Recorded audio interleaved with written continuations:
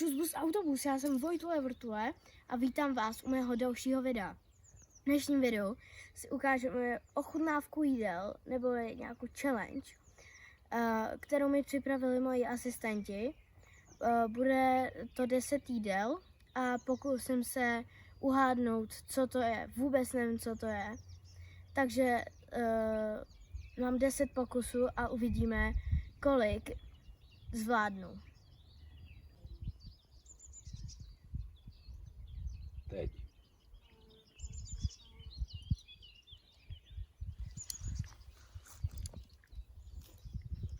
Jsem něco ochutnal.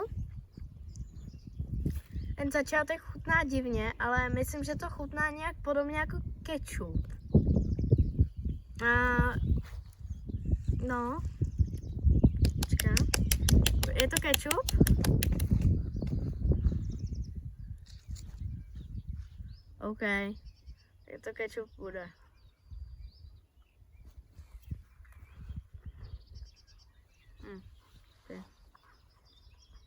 Ten tvar si taky musím zapamatovat.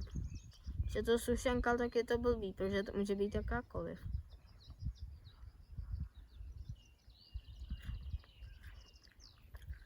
Nějaká čokoládová. Myslím, že je to sušenka, která se jmenuje Mini. OK, dobrý. Tak. To. Ale bude něco masovýho.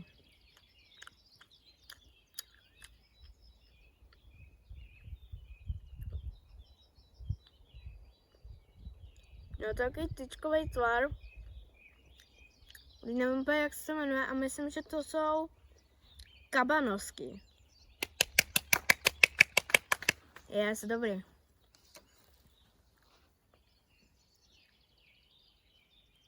OK. Co to je?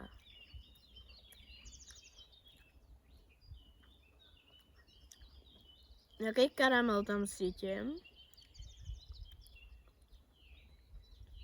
Jo, nevím. Něco s karamelem. Nějaká oplatka tam byla nebo něco. Jo? OK. Tak to jsem nečekal.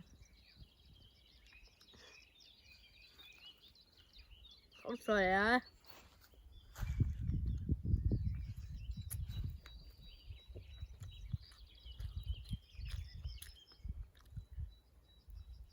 Tak to je třeba vůbec nevím. Nějaký maso, ale ta šlupka, jako kdyby to byl. Já vůbec nevím, jediný, co mě napadá, tak je boost.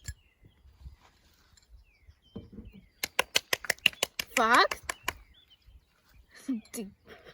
No, tak to jsem nečekal.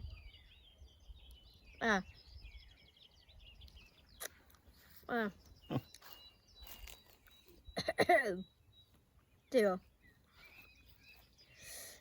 Myslím, že je to hořčice, protože to je hnusný takhle. Tyjo.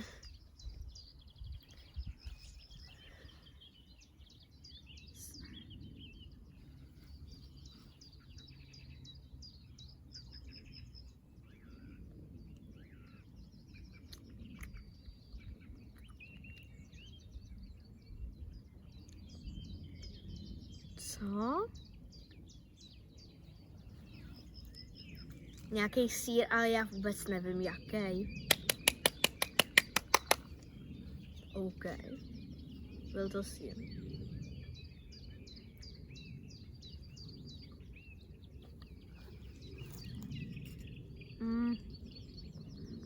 Tvar to má jako preclík.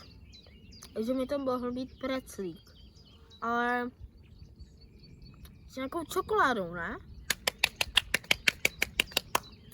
Yes. Je dobrý.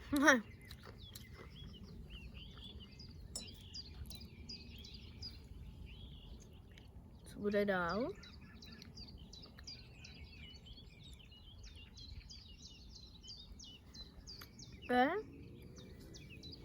Mně se teď míchají úplně ty chutě strašně. Mně to přišlo jako něco bez chuti strašně, ale jako karamelový prostě. Myslím, že jediný bez chuti jako je voda. Ledová káva. Cože? Aha. Tak to jsem nepoznal, OK.